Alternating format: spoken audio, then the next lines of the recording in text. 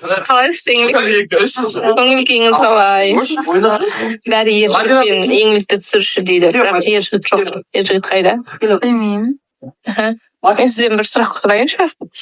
Сіз ержігітпен танысып жүрсіз ғой енді? Сол жақсы сөйлесесіз ба?